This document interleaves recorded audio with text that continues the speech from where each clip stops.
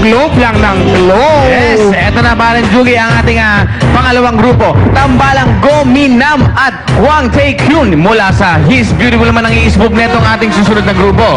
Talagang galing ha. From Silang Cavite, please welcome Fourth Divas. It's Magandang tanghali mga madlang people! At lalong-lalo na sa ating mga orado, kami, ang Fourth Divas sinanggaling sa Bulihan, Silang Cavite, narito kami para tungayan nyo, ano man ang lahi nyo, ano man ang kulay nyo, sa pagsasayaw, Pilipinong #1. It's showtime!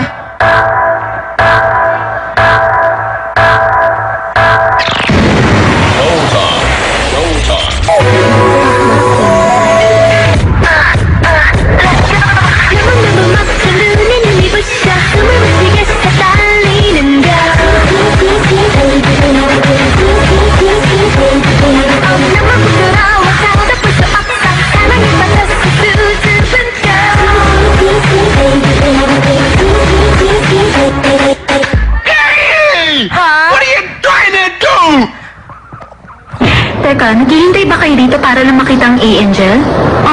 Ilang araw na kami nandito pero hindi pa namin sila nakikita.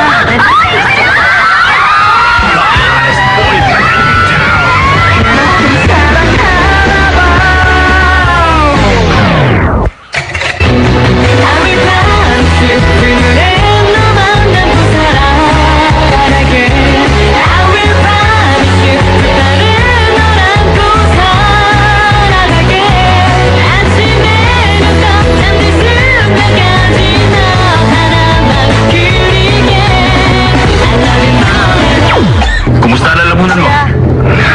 Jayang Wang, ban ka muna mag-live ha? Kaya kukuha tayo ng isa pang vocalist.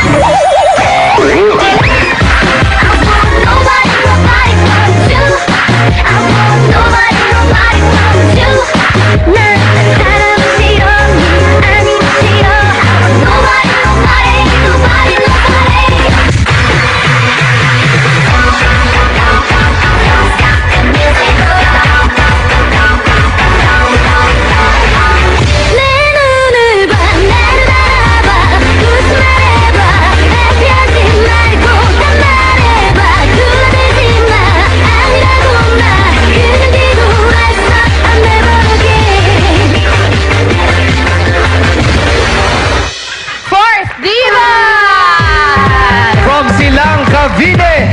At dahil dyan, tinatawag na kayo ni Kuya Kim. Ayun, no? Punta ka sa tawag doon. Guys, sa balita namin, kulang kayo. Meron kayong dalawang hindi nakasayaw, nakagrupo. Ano nangyari sa kanila? Dalawa, bakit? Ba't hindi nakasayaw? Sino yung pwede magsalita? Ikaw, alika rito. May ano? Ano nangyari? Ano sir, may exam po yung iba.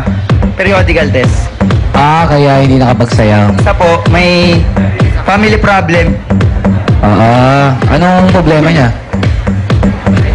Ayun, ganun sir. Ano? Personal. Sana maayos yung problema niya sa bahay.